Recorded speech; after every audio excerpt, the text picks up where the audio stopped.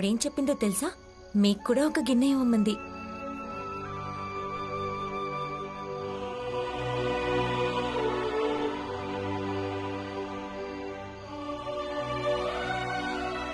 అత్తయ్య మీతో ఏం చెప్పింది? మిలిటరీలో ఉద్యోగం చేయమనా? మీరు నిరాకరించి మంచి పని చేశారు. మీరేమాత్రం మిలిటరీలో ఉద్యోగం చేయకండి.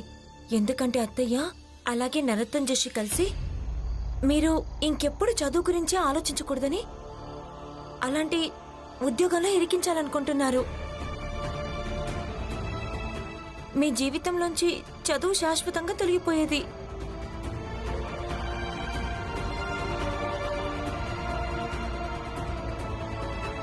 నేను మీకే చెప్తున్నాను, మీ ఇంట్లోని వాళ్లే మీ శత్రువులతో కలిసి మీ విషయంలో ఇలాంటి కుతంత్రాలు చేస్తున్నారు. మీకివన్నీ వింటుంటే కోపం రావడం లేదా? నాకు కోపం రావడం లేదు. నాకైతే చాలా కోపం వస్తుంది.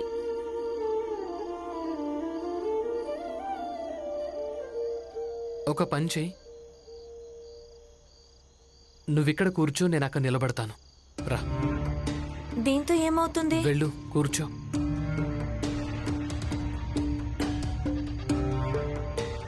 కేవలం ఇదే చేయాల్సి ఉంటుంది. కోపం దానికదే తగ్గిపోతుంది. మీరేమంటున్నారో నాకు అసలేం అర్థం కావడం లేదు. చూడ్రమ్మా, మనం ఏం చూడాలనుకుంటున్నామో అదే మనం ఎక్కడ కూర్చోవటం మంచిదో నిర్ణయిస్తుంది. నువ్వు ఇందాక ఇక్కడ నిలబడ్డావు, అప్పుడు నీకు అవన్నీ కనిపించాయి. అవి నీకు కనిపించటం లేదు. ఇప్పుడు నువ్వేం చూస్తున్నావంటే ముందుగా నేను చూస్తూ ఉన్నవి. చూడు,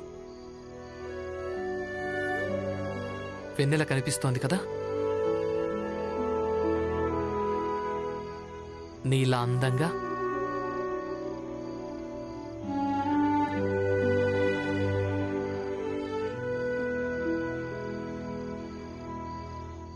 ఒక మాట చెప్పనా? మీరు చాలా మంచివారు, కానీ నేను మీలాగా అంత మంచిగా ఉండలేను. నువ్వు ఉండలేవా? ఏం పర్వాలేదు. ఇదిగో పాయసం తిను. నిజంగానే దలియా అమ్మ చాలా రుచిగా ఉండింది.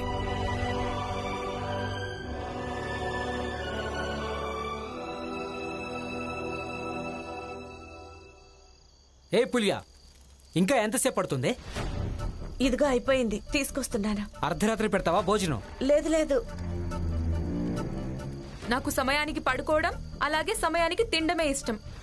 అందుకే రేపటి నుంచి వంట త్వరగా చెయ్యి. త్వరగా కానీ.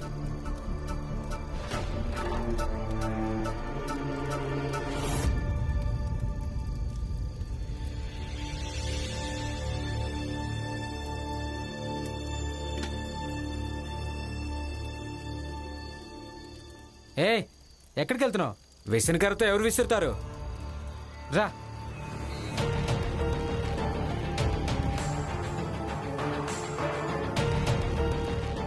బాగుంది కదా?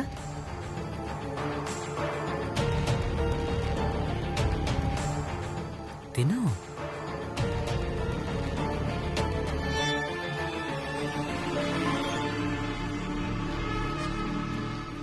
పెళ్లికి ముందు మీరు మా ఇంటికి వచ్చినప్పుడు ఎవ్వరికీ తెలియకుండా నాకు ఏదో ఒకటి తినిపించేవారు.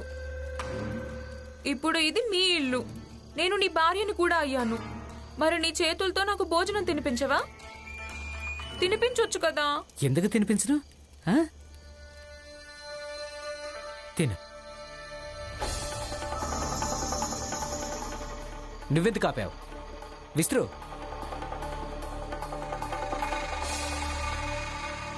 ఇదిగోండి.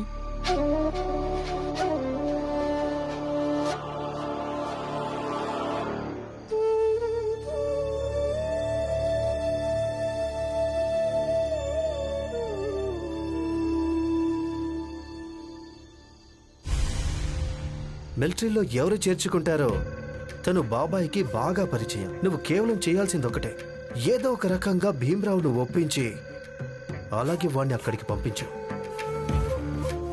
లేదు, నాకు మిలిటరీలో ఉద్యోగం చేయడం ఇష్టం లేదు.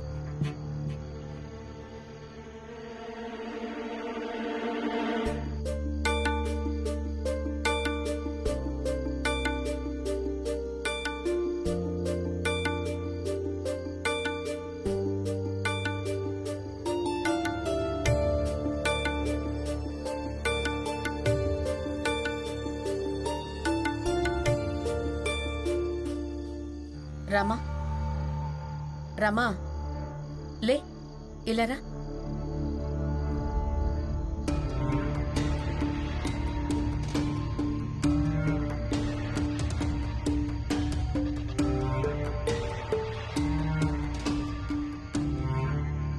చూడు రమా, నా కోరికేంటంటే భీమ్కి నువ్వు నచ్చ చెప్పాలని. రేపు సైన్యంలో చేరితే 2 రాళ్లు సంపాదించి తీసుకొస్తాడు. తను డబ్బు సంపాదించి తీసుకొస్తుంటే అప్పుడు నీ స్థాయి కూడా పెరుగుతుంది కదా. అలాగే నాకు తెలుసు, నువ్వు నచ్చ చెప్పావంటే తను అర్థం చేసుకుంటాడు. చెప్తావు కదూ? నచ్చ చెప్పగలను అత్తయ్య, కానీ ఎలా అంటే నరత్నం చూసి మీకు నచ్చ చెప్తారు కదా, అలా నచ్చ చెప్పడం నాకు రాదు.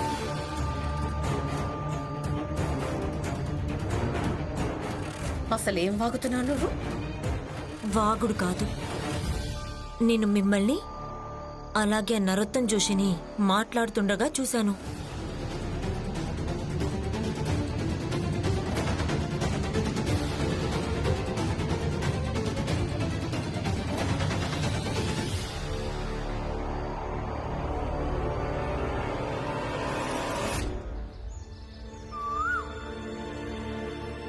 గురువుగారు, అందుకనే నేను మిలిటరీలో ఉద్యోగం చేయడానికి నిరాకరించాను. నేను చేసింది సరైందే కదా గురువుగారు? నువ్వు సరైన నిర్ణయమే తీసుకున్నావు భీమరావు. ఎందుకంటే దేశోద్ధరణ కేవలం చదువుతో మాత్రమే సాధ్యమవుతుంది. అలాగే భీమ్, ఈ దేశానికి చదువుని పరిచయం చేయటం అది పూర్తిగా నీ బాధ్యత. అలాగే గురువుగారు, నాన్న నాకు ఏం చెప్పారో అది పూర్తిగా అర్థమయ్యింది. స్వాతంత్ర్య పోరాటంలో పాలు పంచుకోవడానికి ఎన్నెన్నో పద్ధతులుంటాయి. అలాగే నేను కూడా నా పద్ధతిలో వాళ్లకు సహాయం చేస్తాను. తనేమంటున్నాడంటే ముందుగా తన చదువు పూర్తి చేసుకుంటాడట, బారిస్టర్ అవుతాడట, ఆ విధంగా తన దేశానికి సేవ చేస్తాడట, కానీ సైన్యంలో మాత్రం చేరడట. మరి నువ్వేం చేశావు జీజాబాయ్? చెప్పాను కదా, ఏదో ఒకటి చేసి ఏదో విధంగా ఆ భీమరావును ఒప్పించమని. నేను ప్రయత్నించాను. నాకేమనిపించిందంటే వాళ్ళ నాన్నైనా ఒప్పుకుంటాడు కానీ ఆయన కూడా భీమ్కి తోడయ్యాడు. వెళ్ళిపోయి ఇక్కడి నుంచి. ఏంటి అలా చూస్తున్నావు? వెళ్ళిపో.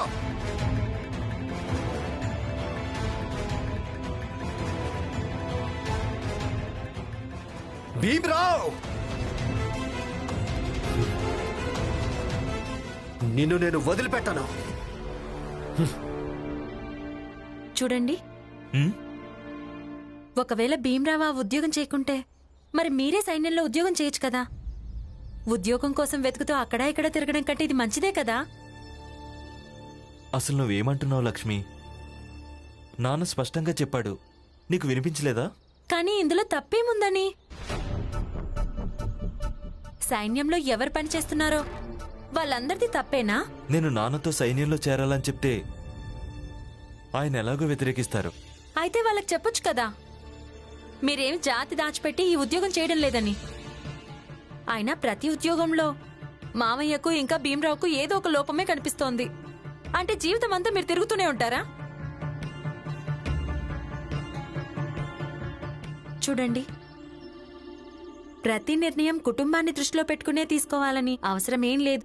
తర్వాత మీరే ఆలోచించుకోండి. ఎక్కువగా మాట్లాడితే మిమ్మల్ని రెచ్చగొడుతున్నానని అనుకుంటారు, కానీ నేనేం మిమ్మల్ని రెచ్చగొట్టడం లేదు. నిజానికి నాకేది ఒప్పనిపించిందో అదే చెప్తున్నాను. రామ్జీ, పద వెళ్ళి పని వెతుక్కుందాం. వెళ్దాం. ఈరోజు కొంచెం దూరంగా వెళ్ళి పని వెతుక్కుందాం. ఎందుకంటే చుట్టుపక్కల ఎలాంటి పని దొరకడం లేదు. ఏం పర్లేదు రామ్జీ, ఇంతకు ముందు కూడా మనకి పని వెతుక్కోవడం చాలా కష్టంగా ఉండేది. కానీ మనం పదే పదే ప్రయత్నాలు చేస్తుంటే ఎక్కడొక్కడ పని దొరికేది కదా. ఇప్పుడు కూడా అలాగే ప్రయత్నం చేద్దాం, ఎక్కడొక్కడ దొరుకుతుందిలే. పద. నానా,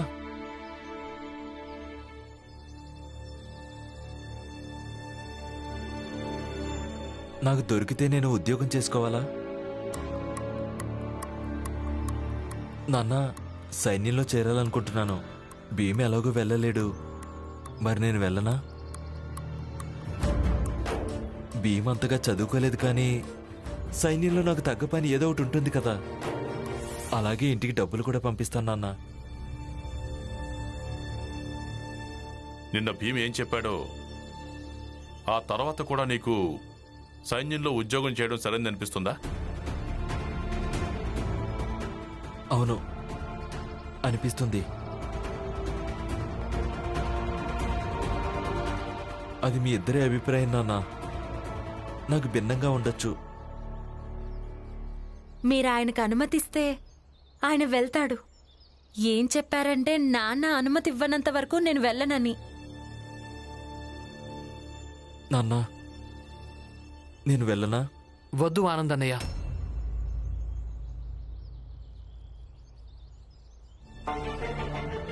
మీరు సైన్యంలో ఉద్యోగం చేయడానికి వీల్లేదు. ఎందుకు వెళ్ళలేదు? అసలు ఎప్పుడు నువ్వు చెప్పిందే ఒప్పని ఎందుకు అనిపిస్తుంది నీకు? ఎందుకంటే నేను చెప్పింది ఒప్పే ఆనందన్నయ్య. ఆంగ్లేయులు వెళ్ళిన తర్వాత మనం ఇంకొక పోరాటం చేయాల్సి ఉంటుంది, మన వాళ్లతోనే. కానీ మన వాళ్లతోనే చేసే ఆ అంతిమ పోరాటానికి ముందు ఆంగ్లేయులు కూడా ఈ దేశంలోంచి తిరిగి వెళ్లడం కూడా ముఖ్యమే కదా. అలాగే ఆనంద్ బావా, ఆ ఉద్యోగం ఒక్కటే లేదు. రమ్మా, నువ్విక్కడ ఉపన్యాసాలు ఇవ్వకు. నోరు మూసుకుని నిలబడు, లేదంటే వెళ్ళిపో. లక్ష్మి, మాట్లాడడానికి ఇదేం పద్ధతి? నన్ను క్షమించండి మావయ్య, కానీ ఇందాకే భీమ్రావు చెప్పాడు కదా పోరాటం గురించి. అది సరే, కానీ ఇంట్లోకి డబ్బులు రావడం కూడా ముఖ్యమే కదా. ఈయన సంపాదించాల్సిన అవసరం లేదా? అది అవసరమే వదినా. నాన్న, మీరు జవాబు ఇవ్వండి. నేను వెళ్ళనా వద్దా?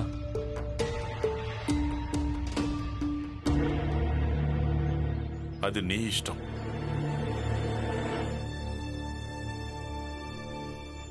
అయితే నా ఇష్టమే నాన్న, నేను వెళ్తాను. ఆనందన్నయ్య, మీరు చాలా తప్పు చేస్తున్నారు.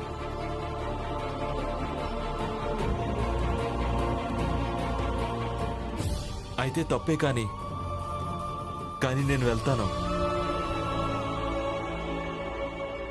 నాన్న, ఆనందన్నయ్యకు భీమ్, కొత్త తరం ఎప్పుడు పాత తరాన్ని చూసి నేర్చుకోవడం మంచిది. దానివల్ల నిర్ణయం తీసుకోవడం తేలికవుతుంది. ఆనంద్కు నా అనుభవంతో అవసరం లేదు, నీ అభిప్రాయంతో అవసరం లేదు.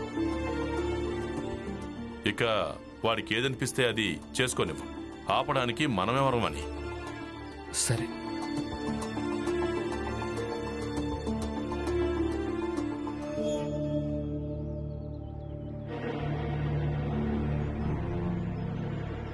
ఏమైంది? ఆయన సైన్యంలోకి చేరడానికి వెళ్ళాడు. అది మామయ్యకు భీమ్రావుకు తప్పుగా లేదు అనిపిస్తుంది. లేదు, తప్పుగా అనిపించడం లేదు వదినా. నేను కేవలం ఏం చెప్తున్నానంటే, తప్పుగా అనిపించకుంటే ఆయనకు ఉద్యోగం దొరకాలని ప్రార్థించండి.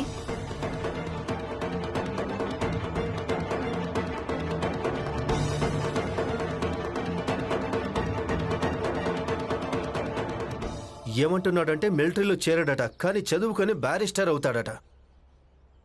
అలాగే బ్యారిస్టర్ అయ్యి దేశానికి సేవ చేస్తాడట. జోషి గారు, మీ ఇంట్లో వాళ్ళకి బాగా పొగరు పెరుగుతోంది. ఆనంద్, ఆగు. అంత హడావిడిగా ఎక్కడికి పోతున్నావు? సైన్యంలో చేరడం కోసం. అసలు సైన్యంలోకి నిన్నెవడు తీసుకుంటాడు? అవును, అయినా మీ జాతి వాళ్ళ చేతుల్లో చెత్త ఇంకా చీపురే బాగుంటుంది, తుపాకీ కాదు. అది ఫలితమే చెప్తుంది. మనం కూడా వీడి వెనకే వెళ్తాం. మిలిటరీలో ఎలా చేరతాడో చూద్దాం. వద్దు, వాణ్ణి వెళ్ళని. ముందుగా భీమ్కు ఉద్యోగం దొరకాలని నేను ఈ విషయంలో సిఫారసు చేశాను. కానీ ఇప్పుడు అదే ఉద్యోగం ఆనంద్కు దొరకాలని ఈ విషయంలో సిఫారసు చేస్తాను. కానీ ఆనంద్కు ఉద్యోగం దొరకాలని మనం ఎందుకు సిఫార్సు చేయాలి? మీ అందరికీ తెలుసా, భీమ్రావును అందరూ నాయకుడు అంటుంటారు. ఇప్పుడు అదే భీమ్రావు వాళ్ళ అన్న మిలిటరీలో చేరాడంటే అదే జనాలు భీమ్రావును దేశద్రోహి అంటారు.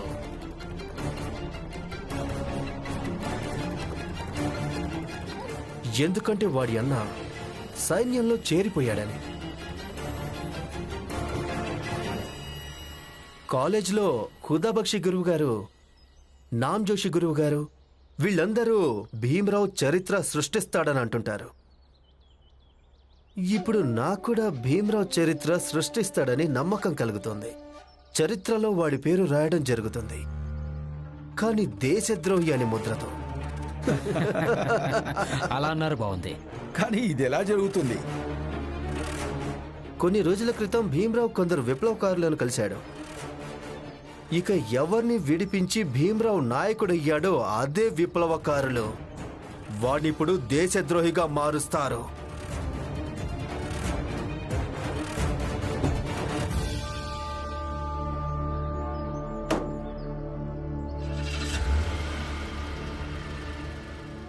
ఆనందని వెళ్లకుండా ఎందుకు ఆపలేదు? సైన్యంలో చేరడం కోసం వెళ్ళిపోయాడా?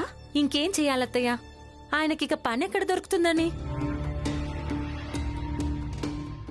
సైన్య ఉద్యోగంలో చాలా ప్రమాదం ఉంటుంది లక్ష్మి. కొందరి ప్రాణాలు కూడా పోతూ ఉంటాయి. జీజాబాయ్,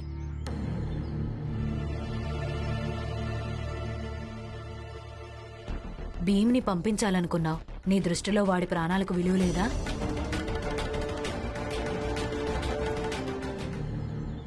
భీమ్ చదువుకున్నవాడు వదినా. తనకు దొరికినా కూడా ఆఫీసర్ చేసే ఉద్యోగం దొరికేది. ఆనంద్ అంతగా చదువుకోలేదు కూడా. తను యుద్ధాలే చేయాల్సి ఉంటుంది. ఇక ఏం జరిగితే అదే జరగని. అయినా ఆయనకు నచ్చ చెప్పేవాళ్ళు ఇక్కడ చాలా మంది ఉన్నారు. ఆ పని అలా చెయ్యొద్దు, వీళ్ళ దగ్గర ఇది దాచొద్దు అలా అంటే మావయ్య ఇంకా భీమ్రావు లాగే ఈయన కూడా తిరుగుతూనే ఉండాలా? కనీసం ఇందులో రిటైర్ అయిన తర్వాత ఇందులో పెన్షన్ అయినా వస్తూ ఉంటుంది. నీకు అర్థం కావడం లేదు లక్ష్మి.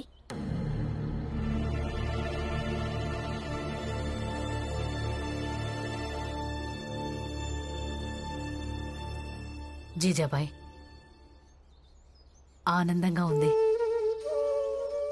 భీమ్ కోసం కాకపోయినా కనీసం ఆనంద్ కోసమైనా నీ మనసులో బాధ ఇంకా సానుభూతి ఉంది. ఈ ఇంట్లో ప్రతి వ్యక్తి మీద నా మనసులో సానుభూతి ఉంది వదినా. చివరికి రమ్మ మీద కూడా ఉంది. ఒకవేళ ఎవరి మీదైనా లేదంటే అది కేవలం భీమ్ మీదనే.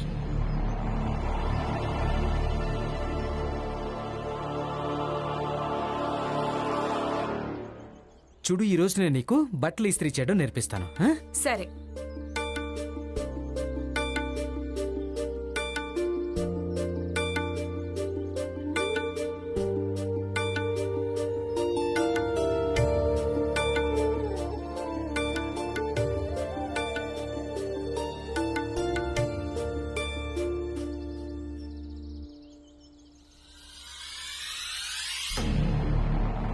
ముందు నా కళ్ళ ముందు నుంచి ఆ పూలి అని పొమ్మను. తను అక్కడ కూర్చుని దిష్టి పెడుతుంది, అందుకే నా వల్ల కావడం లేదు. ఏ పులియా, లే, నువ్వు వెళ్ళి అక్కడ కూర్చో. నేను కేవలం ఇక్కడ కూర్చున్నాను, ఏమీ చేయడం లేదు కదా. వెళ్ళిద్దరు ఏం చేసుకుంటారో చేసుకోండి. నువ్వు ఇంటి లోపలికెళ్ళి పడుకో, లేదా ఇంట్లో నుంచి వెళ్ళిపో. నువ్వు వెళ్ళి ఇస్త్రీ చేయడం నేర్చుకోవచ్చు కదా. నాతో గొడవ పెట్టుకుంటే నీకు పని వస్తుందా ఏంటి? నేను నేర్చుకున్నా నేర్చుకోకపోయినా, కానీ నువ్వు మా దుకాణం ముందు నుంచి ఇప్పుడే వెళ్ళిపో. ఏంటి మా దుకాణమా? ఇది నా దుకాణం. నేను రాత్రి బౌల్లో చెమటోడ్చి ఈ దుకాణం పెట్టుకున్నాను. అందుకే ఈ దుకాణానికి యజమాని నేను. నిర్మయ్, ఇప్పుడు ఈ దుకాణం నాది ఇంకా తనది. దుకాణాన్ని కూడా నీలాగే అనుకున్నావా? అందరూ నీలాగా నమ్మక ద్రోహులు అబద్ధాలు కోర్లు ఉంటారు ప్లేట్ ఫిరాయించడానికి. ఎలా చెప్పు నాకు. దుకాణం ఏమైనా నీకు ప్రమాణం చేసిందా? ఈ దుకాణానికి చెప్పు, ఇలా చెప్పమని. నీకు తోడుగా ఉందని, అలాగే మాకు వ్యతిరేకంగా ఉందని. ఇదిగో చూడండి, ఒకవేళ దుకాణం మాట్లాడగలిగితే ఖచ్చితంగా చెప్పుండేది. అందుకే పనికి మాలిన గొడవ చేయకండి. ఖచ్చితంగా మధ్యలో దూరాల్సిందే. వెళ్ళ, నోరు మూసుకుని పని చూసుకో. నువ్వు లోపలికి వెళ్ళి పడుకో, లేదా బయటికి వెళ్ళిపో, కానీ ఇక్కడి నుంచి వెళ్ళిపో. పులియా పిన్ని ఎందుకెళ్తుంది? చూడు, దుకాణమే స్వయంగా చెప్పింది తన దృష్టిలో పులియా పిన్ని ఏంటో. నూతన్ గారు, ఈ దుకాణానికి ఇంకెవరో ఉండడం ఇష్టమే లేదు. ఎందుకలా చూస్తున్నారు? వెనక్కి చూడండి. నేనేం చెప్తున్నానో మీకే తెలుస్తుంది.